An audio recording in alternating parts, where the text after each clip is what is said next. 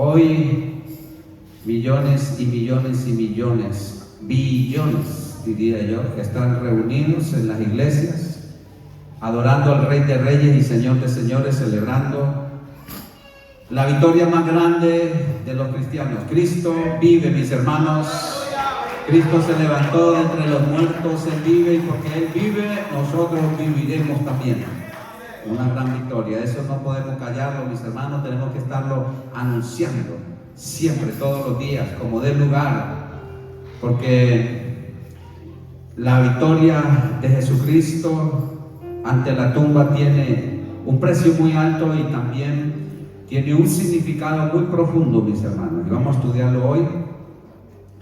Primera de Corintios 15, desde su versículo 1 leemos la maravillosa palabra en el nombre poderoso del Padre y del Hijo y del Espíritu Santo.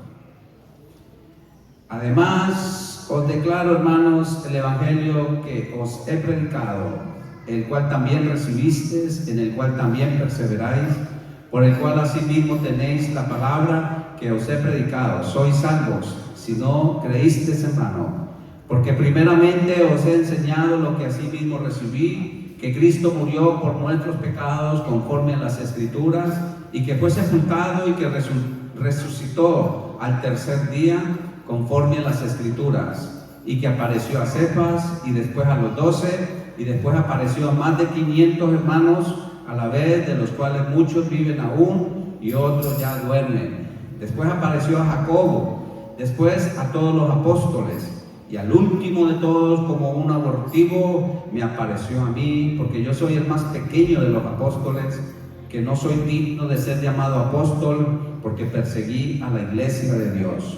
Pero por gracia de Dios soy lo que soy, y su gracia no ha sido en vano para conmigo. Antes he trabajado más que todos ellos, pero no yo, sino la gracia de Dios conmigo. Porque o sea yo, o sean ellos, así predicamos y así habéis creído. Amén. El Señor nos bendiga con su preciosa palabra. Hoy vamos a estar estudiando todo ese capítulo. Vamos a ir avanzando poco a poco, mis hermanos, estudiando el significado de la resurrección. ¿Qué significa para la iglesia cristiana, mis hermanos? Hace más de 2000 años atrás, en Jerusalén, crucificaron a nuestro Mesías, el Hijo de Dios, el que vino a decir: yo soy la resurrección y la vida. El que cree en mí, aunque esté muerto, vivirá. Aleluya, bendito sea a nuestro Cristo poderoso. Él, siendo en forma de Dios, siendo Dios, se hizo carne, se humilló a sí mismo, como dice en Filipenses capítulo 2, y no escatimó en ser Dios. Él no se aferró a ser Dios, Él renunció, Él se vació de sí mismo y se hizo un siervo, se hizo un hombre, y menos que un hombre, se hizo un reo de muerte. Por eso fue crucificado, porque Él estuvo dispuesto a ir a cumplir la palabra de Dios que estaba escrita ya en Isaías 53, que Él iría como una oveja sin hablar, se enmudeció y no abrió su boca. Estaba ya escrito, mis hermanos, ya hacía 730 años Isaías había profetizado cómo Él habría de morir mansamente, iría a la cruz. ¿Por qué? Porque era un plan perfecto de Dios. Nuestro Señor Jesucristo no fue vencido, no fue Él llevado a la cruz. Él fue por su propia voluntad, por cumplir el plan de nuestro Dios. Él renunció a sus propios derechos. Él podía llamar legiones de ángeles. Un solo ángel destruyó a 175,000 soldados. Y el Señor decía: yo puedo llamar ángeles. Pero Él dijo: no, que se cumpla la voluntad de mi Padre. Por el día jueves, antes de la crucifixión, Él estaba orando en Getsemaní, Y dice la palabra que la angustia era tal que él sudaba sangre y estaba orando tarde en la noche. Se fue con sus discípulos más cercanos. 3 discípulos se le quedaron dormidos. Y él decía: ¿no habéis podido vigilar aunque sea 1 hora? 3 veces oró y se arrodillaba pidiéndole al Padre: Padre, si es posible, no pases de mí esta copa, pero no se haga mi voluntad, sino la tuya. Esa tiene que ser siempre la oración del cristiano. No se haga mi voluntad, no se haga como yo quiero, sino, Señor, como tú quieres, como ya tú tienes predispuesto, como ya tú tienes pensado. La manera tuya es mejor. Siempre. No todo va a salir a pedir de boca, mis hermanos. No todo va a salir como nosotros queremos. Mucha gente se aleja de la fe y dice: yo pedí, yo oré para que no se fuera mi mamá, yo oré para que sanara a mi hijo, y se van de la fe porque dicen: si Dios no me escuchó es porque no me ama. Mentira de Satanás. En la cruz Él nos demostró cuánto Él nos ama, lo que está dispuesto a hacer por nosotros. No hay demostración de amor más grande que la demostración que Él hizo por nosotros en la cruz, viniendo a morir por nuestras culpas, por nuestros pecados, por nuestras iniquidades. Él se hizo maldición, mis hermanos. Se hizo maldición en la cruz, siendo Él un Cordero santo, un Cordero sin mancha, siendo Dios. Nunca había pecado, ni en su mente. Nosotros pecamos todos los días. Nosotros pecamos en pensamiento, nosotros pecamos por acción, por guardar cosas en el corazón, por guardar rencores viejos. Oye, se ha escuchado por ahí que hay veces tal persona no le habla a su mamá, a su papá por 3, 4, 5 años. Se ha escuchado eso, que no se hablan entre hermanos, por guardar rencores, mis hermanos. Todos los días pecamos, mis hermanos. Aún dentro de la iglesia, siendo cristianos, pecamos. Por eso el Señor murió por nuestros pecados, para limpiarnos, para darnos una libre entrada un día. Por eso tenemos que arrodillarnos todos los días. Perdóname, Señor. Perdóname, Señor. Cuando Él estaba en la cruz llevando nuestras iniquidades, Él estaba llevando las iniquidades de ese pueblo que estaba ahí, que le insultaban. En la noche, cuando vinieron a arrestarlo, le dieron 39 latigazos. Haz uno. 40 latigazos. Y dice que esos látigos, mi hermano, estaban en la punta con hierro y hueso. Y cuando mandaba el soldado, jalaba, le arrancaba la piel a mi Señor. Terrible, ¿verdad? Fue horrible lo que el Señor sufrió. Por eso Él sudaba sangre. Era una atención: Señor, si es posible, Padre, si es posible, no pases por mí esa copa de la ira, pero no se haga mi voluntad, Señor, porque yo sé que tus planes son perfectos y santos. Y ahí estaba nuestro Señor sufriendo, porque alguien tenía que pagar el precio de nuestra iniquidad, alguien tenía que pagar el precio del pecado del mundo, desde Adán y Eva hasta el fin del mundo, alguien tenía que pagarlo. Por eso, cuando el Señor estaba ahí colgado, la primera palabra que Él dijo, ¿cuál fue? Señor, perdónalos, porque no saben lo que hacen. La primera palabra poderosa que salió de su boca. Todo el mundo insultándole, todo el mundo riéndose, hasta los 2 presos que estaban al lado de Él se rieron de Él. Dijo: si eres Dios, bájate de ahí, sálvanos a nosotros y a ti mismo. Pero cuando Él dijo esas poderosas palabras de perdón, perdónalos, Señor, porque no saben lo que hacen, hubo uno de ellos 2 que quedó impactado por esas palabras y cambió.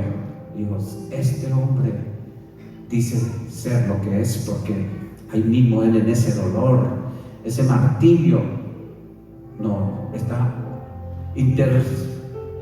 intercediendo por nosotros delante del Padre. Y entonces regaña al otro y le dice: ¿no ves a este que es santo y justo y nada malo ha hecho en nosotros? Sí.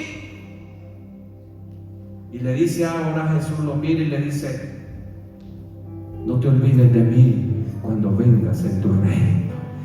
El Señor le está dando almas, aún en el último minuto antes de morir, en esos instantes, el Señor Padre le está dando almas. ¿Cuántas almas hay aquí que le van a rendir su corazón finalmente a Dios?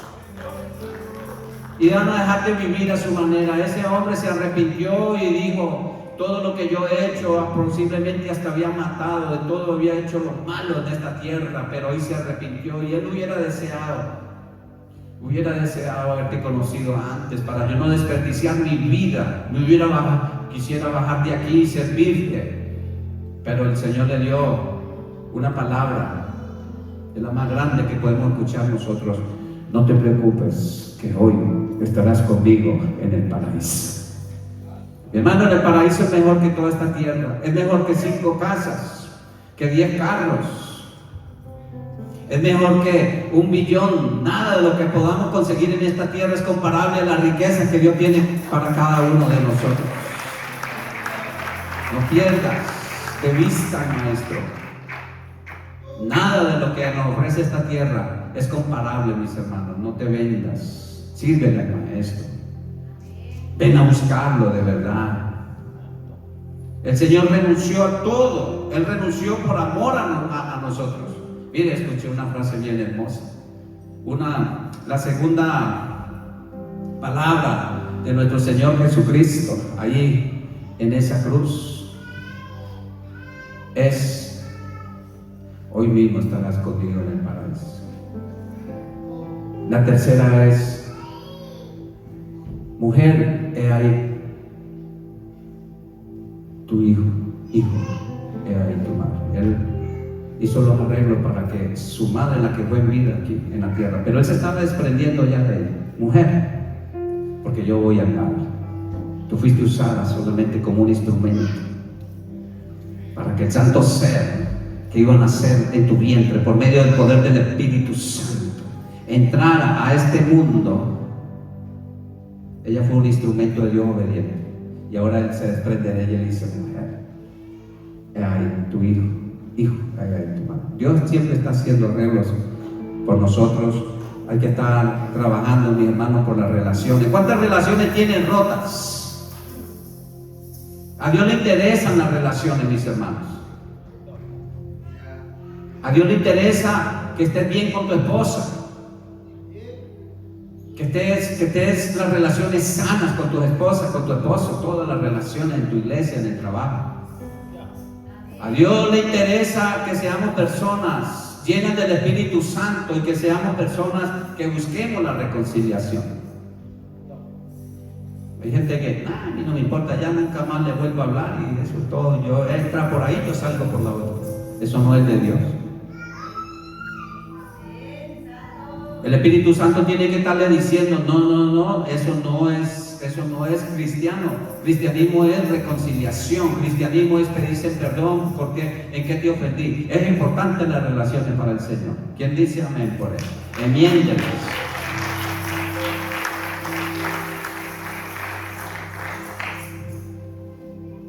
La cuarta fue: Elohim Sabatani.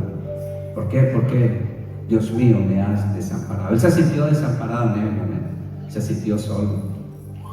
Se sintió abandonado porque toda la carga de su pecado fue sobre su hombro.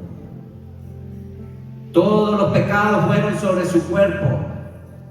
Dice una palabra en el Antiguo Testamento: maldito todo aquel que es colgado en un madero.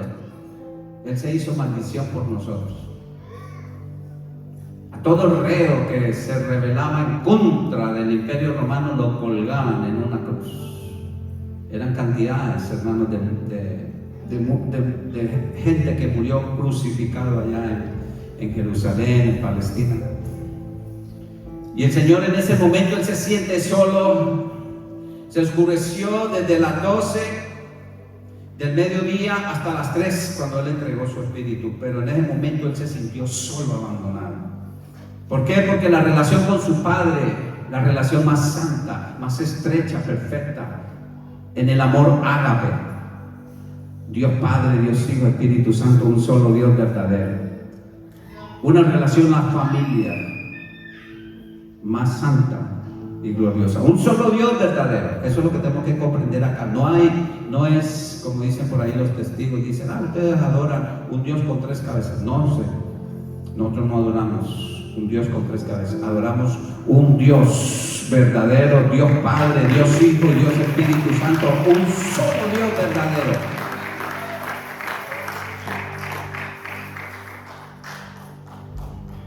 Entonces, mis hermanos, la siguiente palabra de mi Señor: tengo sed. Él le dio sed, tenía un cuerpo humano, Él vino en un cuerpo humano, verdaderamente hombre, verdaderamente Dios, y Él tuvo sed. En ese momento le trataron de dar vinagre con una sustancia amarga para tratar de adormecerlo, y Él la rechazó, no la tomó. Estaba escrito: me dieron a beber vinagre. Estaba seco su palabra, mis hermanos.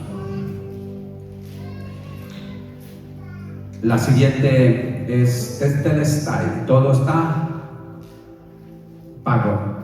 La factura de deuda que teníamos nosotros con nuestro Dios Padre por los pecados que habíamos cometido, había una factura, había una deuda. Tienes que pagar esta deuda.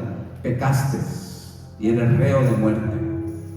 Pero el Padre ya tenía un plan para pagar esa deuda. Solamente se podía pagar con un cordero inocente, un cordero santo.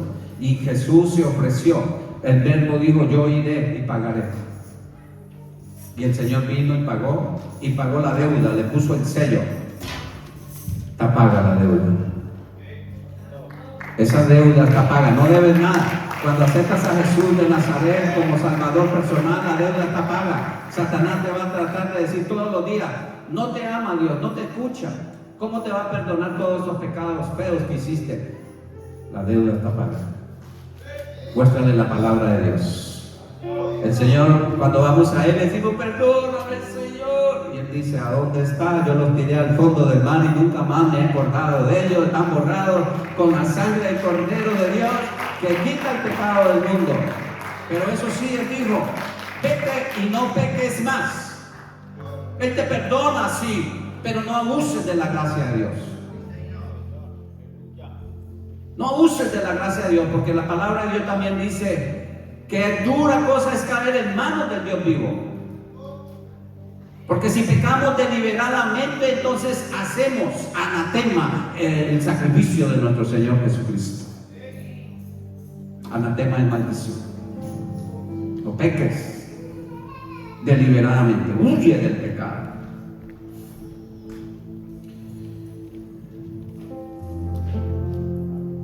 La última palabra que el Señor da es: en tus manos encomiendo mi espíritu. Y muriendo tembló la tierra. Se entregó al Padre en el quien Él confiaba. Y tembló la tierra, mis hermanos, y ese terremoto entró por Jerusalén y entró al templo y rasgó el velo. Había un velo en el lugar más santo, más adentro, en la tercera. Había tres divisiones: lugar santo, santísimo, lugar afuera, el patio de los gentiles, lugar santo y lugar santísimo. Habían tres lugares dentro del templo. Estaba el patio de los gentiles. Nosotros no podíamos entrar al templo, mis hermanos, quedamos allá afuera. Allá es donde estaban las mesas de los cambistas, de los vendedores de palomas, de los vendedores de ovejas. Todo eso estaba allá afuera. Y lo habían convertido en un negocio, y el Señor vino y desbarató todo eso, y con un látigo les daba y les decía: apartaos de aquí, pecadores, porque mi casa será llamada casa de oración, y vosotros la habéis convertido en cueva de ladrones. Y volteó todas esas mesas, y ahí fue cuando los sacerdotes corruptos dijeron: este tiene que morir porque se nos va a acabar el negocio. Ahí fue cuando empezó todo, lo castigaron de esa forma, lo crucificaron. Pero cuando Él muere y entrega su vida, entonces se parte ese velo donde podía entrar solamente un sacerdote al año, mis hermanos. Un sacerdote podía entrar al año ahí detrás y traer el sacrificio, sangre del sacrificio, y ponerla allá en medio de los querubines, en el arca que estaba adentro. ahí habitaba la presencia de Dios y ponía sangre de toros, ponía. Y si el Señor aceptaba, entonces él salía y decía, aceptado, todo el mundo contento, pero solamente podían entrar una vez al año. Cuando se rompe ese velo, mis hermanos, se rompe de arriba hacia abajo. Eso era grande, eso era pesadísimo, un palmo de grueso de tela. Se rasgó de arriba hacia abajo, dice. ¿Y cómo sería ese susto de esos sacerdotes cuando vieron que eso se cayó? Quedó libre la entrada para que todos nosotros que éramos gentiles pudiéramos entrar y tener acceso, entrada libre al lugar santísimo. Ahora podemos arrodillarnos, mis hermanos, clamar a Dios en cualquier templo, en tu casa, arrodillarte, donde 2 y 3 estén reunidos y clamen a mi nombre, ahí yo estaré con mi presencia, dice el Señor, porque Cristo lo hizo posible por nosotros. Ahora, mis hermanos, Cristo muere, lo llevan, lo meten en una tumba nueva. José de Arimatea, un hombre rico, había ya hecho su tumba, ya era un hombre muy, muy rico, y cavó su tumba. Las tumbas allá eran de piedra. Y dice la palabra en Isaías 53, que como oveja fue al matadero, fue crucificado, fue matado, fue herido por nuestras culpas, y por su llaga nosotros fuimos sanados. Y fue enterrado entre los ricos, está su tumba, y así se cumplió. Todo se cumplió en mi Señor, mis hermanos. Podemos estar confiados en mi Jesús. Entonces ahí lo meten. El viernes a las 3 muere. Se cercioran de que él esté bien muerto, porque a todos los que lo eran crucificados, cuando ya lo iban a bajar, les quebraban los pies para que ellos no pudieran sostenerse y respirar, porque ellos morían asfixiados. Cuando les quebraban los pies, ya quedaban colgados y morían. Entonces, cuando fueron a revisar a Jesús, dijeron, ya está muerto. Pero dijo un soldado, déjame revisarlo a ver que de verdad esté muerto. Y le enterró una lanza en su costado. ¿Y qué salió, mis hermanos?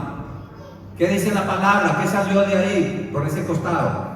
Sangre y agua. ¿Qué quiere decir? Que ya estaba muerto. Médicamente esa es el diagnóstico médico. Cuando sale agua y sangre, se ha separado. La sangre se ha separado, el plasma y el agua. Está muerta la persona. El Señor está muerto, mis hermanos, murió. Para que no digan por ahí, no, el Señor le dio una catarsis, ya que parecía muerto, ya no había signos, pero después se levantó allá. Mentiras del diablo. Cristo murió. Amén. Tuvo una tumba, mis hermanos. Dice la palabra 3 días, pero los judíos cuentan a cualquier hora del día que él estuvo muerto viernes, estuvo muerto sábado y se levantó para la gloria el día domingo en la mañana. Esos fueron los 3 días, se cuentan, no se cuentan por horas, se cuentan por los días que él estuvo muerto. Entonces, mi hermano, cuando iban las mujeres hacia allá, ¿cómo vamos a mover esta piedra? ¿Cómo vamos a mover esa roca para poder ungir a nuestro maestro? Ellas no esperaban que él iba a levantarse. Pero ya un ángel había venido a mover esa roca. Un ángel había bajado, junto como 2 ángeles habían bajado. Pero no para sacar a Jesús de entre los muertos, porque ya él vivía y ya él había salido. Solamente bajaron para que nosotros pudiéramos mirar adentro y los soldados que estaban cuidando afuera supieran que el Todopoderoso, el Rey de Reyes y Señor de Señores, no hay nada ni nadie quien lo detenga. Cayeron como muertos esos soldados, mis hermanos. Y de ahí se revolucionó todo. De ahí se le presentó el Señor a varios discípulos, a las mujeres le abrazaban, Raboni, maestro, le abrazaron sus pies. Todos iban a contarle los que habían tenido esa maravillosa experiencia de estar al frente del resucitado, del maestro resucitado, en otro cuerpo celestial. Tenían las heridas, mis hermanos, tenían las heridas en sus manos, tenían la herida en su costado, pero su cuerpo, su cara Ya no estaba masacrada, ya lucía radiante, poderosa. Ese es nuestro Dios. Pero hubo uno que no creyó. Tomás. Y Tomás decía, no, hasta que no meta mi dedo en su mano y hasta que yo no meta mi mano en su cuerpo, yo no voy a creer. Aquí habrán algunos Tomases. No, todos creemos, ¿verdad? No, por ahí a veces se nos mete la duda y Dios te dice, levántate y ven y predica que yo te voy a usar para que vengan. Y dice, no, yo no puedo, como Moisés le decía. No, que porque llama a otro. Yo estoy ocupado, yo estoy trabajando mucho. Tengo otros planes. Qué incrédulos somos, mis hermanos. No nos metemos con Dios como debe ser. Si vemos Tomases aquí, ya vemos Tomases que todavía no entendemos. El Señor se le presentó a Tomás y le dijo, ven aquí, mete tu dedo en mi mano y mete tu mano en mi costado. Y cuando ya vio, ahí sí se arrodilló y dijo, Señor y mi Dios. Se arrepintió y le dijo, sí, Tomás, porque me has visto, has creído, pero más grande es el que no ha visto y cree. Mi hermano, ¿ustedes creen que Jesús viene pronto? ¿Ustedes creen? ¿Ustedes creen que Él vendrá en un caballo blanco? Él ya no viene en un burrito, Él viene en un caballo blanco para hacer guerra, mis hermanos. Y dice que su lengua será como una espada de doble filo. Y Él vendrá a hacer justicia. Y mejor es que estemos a cuentas con nuestro Señor Jesucristo. Mejor es que estemos a cuenta. Ponte a cuentas hoy. Mira, te vamos a invitar a la mesa del Señor. Ponte a cuentas y ven a la mesa del Señor. Porque los tiempos corren, mis hermanos. Y siempre tenemos que estar mirando hacia arriba a los cielos. Si el Señor cumplió su primera venida y dice que Él vendrá también de nuevo, su segunda venida, a juzgar a los vivos y a los muertos. Mi hermano, esa palabra se cumplirá y ya son 6,000 años después de la fundación del mundo, desde que Adán y Eva pecaron. Son 6,000. Y dicen los judíos que esta ya es la última milenio. Pensemos en eso, hermano, que es inminente, mis hermanos. No pensemos, no, hace tiempo se está escuchando que viene Jesús, y ya nos echamos a la pereza espiritual y ya no venimos a orar, ya no venimos a ayunar, ya no salimos a evangelizar. ¿A dónde están las almitas, mis hermanos? Mire, para estas fiestas hay más religiosos llenando las iglesias hoy con sus santos cargándolos. Y son así millones y millones. Y los cristianos que sabemos que no es idolatría lo que Dios está buscando. A Él, lo que Él está buscando, almas rendidas. Almas rendidas a los pies de Jesús. Diciéndole, Señor, haz tu voluntad en mí. Úsame como tu instrumento. Vuelve a avivar mi corazón. Lléname de ti, Señor. Por eso el apóstol Pablo en la palabra que predicamos decía, ¿de qué vale? ¿De qué vale? Y salir a predicar, ¿de qué vale? Pero si se predica, dice ahí en el capítulo 1 de Corintios 15:12, pero si se predica de Cristo que resucitó de los muertos, ¿cómo dicen algunos entre vosotros que no hay resurrección de los muertos? Usted sabe que había una secta de los saduceos que no creían en la resurrección, y menos que Cristo había resucitado. Porque si no hay resurrección de muertos, tampoco Cristo resucitó. Y si Cristo no resucitó, vana es entonces nuestra predicación y vana es también vuestra fe. Pero nosotros estamos llenos de vida y creemos que Él ha resucitado, mis hermanos. Él se le presentó resucitado, mis hermanos, a más de 500 personas, leímos, ¿verdad? Dice, se le presentó cuando Él subió a los cielos. En el 1 Corintios 15:6, después apareció a más de 500 hermanos. Se le presentó a todos sus discípulos, se le presentó a los que iban de camino en Maús, a las mujeres, se le presentó a su hermano Santiago, al mismo Pedro también se le presentó, y después, antes de subir a los cielos, lo hizo al frente de 500 personas. Y esas personas estuvieron dispuestas a salir a predicar el Evangelio, mis hermanos. Cristo vive, Cristo es real, Él es el Mesías, Él subió a los cielos y ahora está sentado a la diestra de Dios Padre Todopoderoso. Pero yo me sigo preguntando, ¿por qué la iglesia duerme? ¿Por qué la iglesia sigue durmiendo? Vamos a ver cómo es la resurrección cuando venga nuestro Señor Jesucristo. ¿Qué va a pasar con los que ya murieron en Cristo? 1 Corintios 15, 50. Pero esto os digo, hermanos, que la carne y la sangre no pueden heredar el reino de Dios, ni la corrupción hereda la incorrupción. He aquí os digo un misterio: no todos dormiremos, pero todos seremos transformados. En un momento, en un abrir y cerrar de ojos, a la final trompeta, porque se tocará la trompeta y los muertos serán resucitados, incorruptibles, y nosotros seremos transformados. Porque es necesario que esto corruptible se vista de incorrupción y esto mortal se vista de inmortalidad. Y cuando esto corruptible se haya vestido de incorrupción y esto mortal se haya vestido de inmortalidad, entonces se cumplirá la palabra que está escrita: sorbida es la muerte en victoria. ¿Dónde está, oh muerte, tu aguijón? Y donde, oh sepulcro, tu victoria. Porque en Cristo Jesús la muerte ha sido vencida.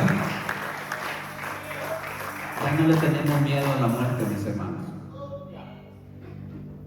Si morimos, para Jesús morimos. Y si vivimos, para Jesús vivimos.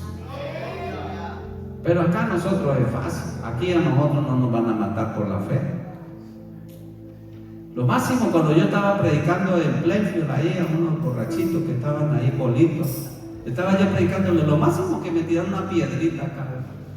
Y yo sentí el pregonazo así. Eso no es nada. Yo he visto videos que le han dado vara a los que han predicado. Aquí es fácil el evangelio, pero la gente se vuelve perezosa.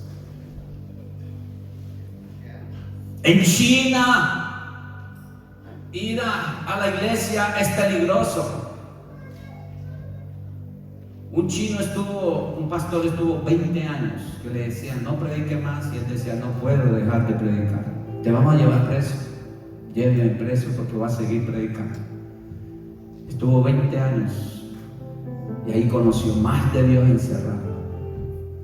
Nosotros estamos libres y estamos más presos con pecados. No buscamos de Dios, no oramos, no leemos la Biblia. Gastamos nuestro tiempo, mis hermanos. Una pastora fue a predicar a China y dice que la llevaron 1 hora para acá, 3 horas para allí, y ya dijo, ya llegamos. No, pastor, estamos haciendo eso para embolatar a los que no pueden seguir. Al otro día, 5 horas para acá, 2 horas para allá. Ya, nada, todavía no. Hasta que al tercer día por allá llegó. Y ella cansada. Cuando a las 3 de la mañana oye una bulla celestial. Y eran los chinitos que estaban contentos porque le habían venido a traer una palabra de una misionera que había venido de muy lejos. Allá quieren Biblias y no hay suficiente. Y usted sabe qué hacen con las Biblias: le parten las hojas y le dan a una persona a la otra persona, y se la aprenden de memoria y se unen para leer la Biblia. Ahí tienes una colección de Biblias. La tienes en el teléfono y nosotros no la estudiamos como debe ser. Allá, mis hermanos, sí se paga el precio.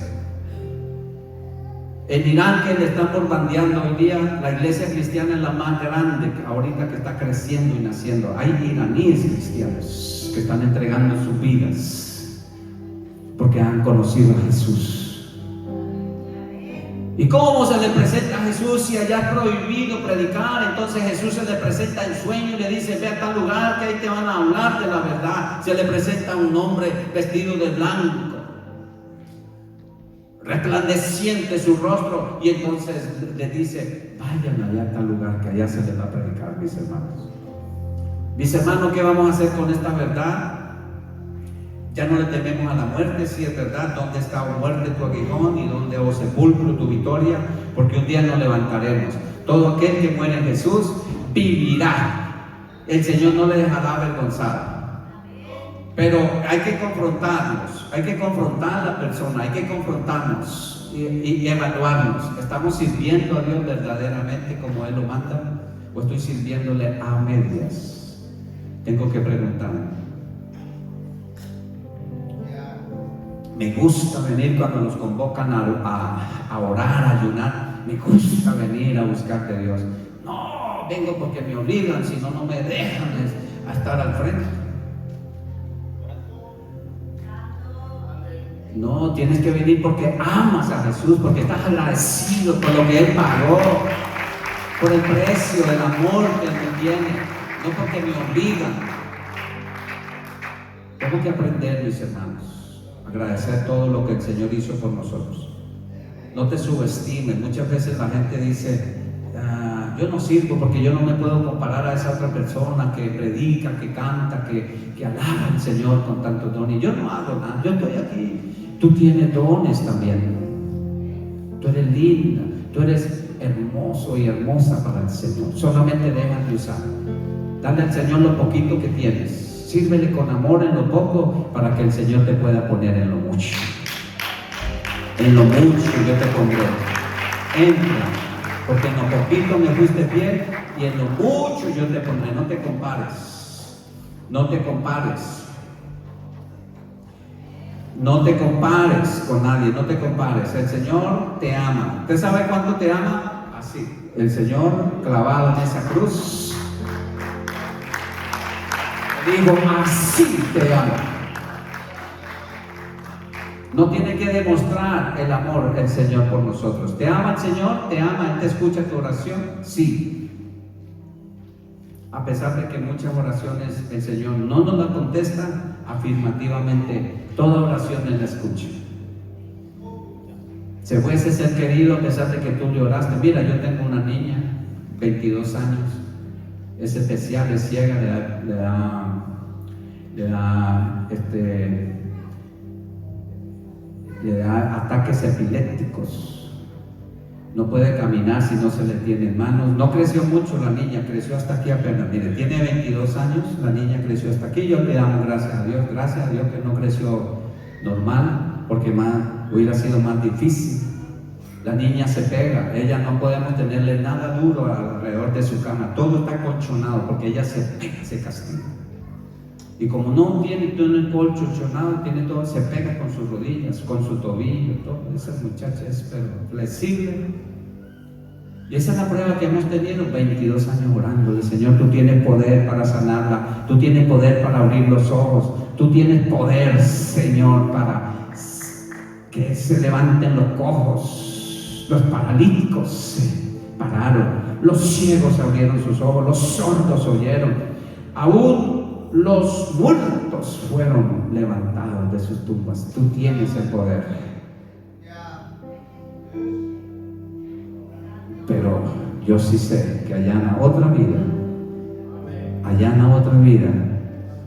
donde no habrá enfermedad. Allá veremos a mi niña, la miraremos cara a cara. Ella nos mirará, nos tomará nuestro rostro, nos besará. Allá no habrá enfermedad, mis hermanos. Allá no habrá lágrimas de tristeza, habrá lágrimas de gozo. Por eso esa otra vida es mejor. No te aferres a esta. Esa vida es mejor, mis hermanos. Vi en una foto que mandaron por internet, unos padres de familia tenían una niña especial también en ruedas y murió. Y mandaron a hacer en su tumba una imagen donde había una silla de ruedas encima de la tumba y encima de ella volando una niña que iba hacia Dios. Así va a ser nuestra niña, mis hermanos. Porque en esta vida, mis hermanos, hay una oración que hizo el apóstol Pablo también. Dijo: 3 veces he orado por el que el Señor quite este aguijón de mi carne. 3 veces he orado, pero me ha contestado: bástate mi gracia, porque mi poder se perfecciona en tu debilidad. Amén. Hay veces que tenemos que decirle: Señor, amén. Seguimos creyendo que tú eres poderoso para sanar, seguiremos orando por los enfermos, veremos sanidad, Señor, porque la gloria es tuya, pero tú decides a quién, cuándo, cómo, porque tú eres el poderoso de Israel. Amén. Seguimos sirviéndole al Maestro.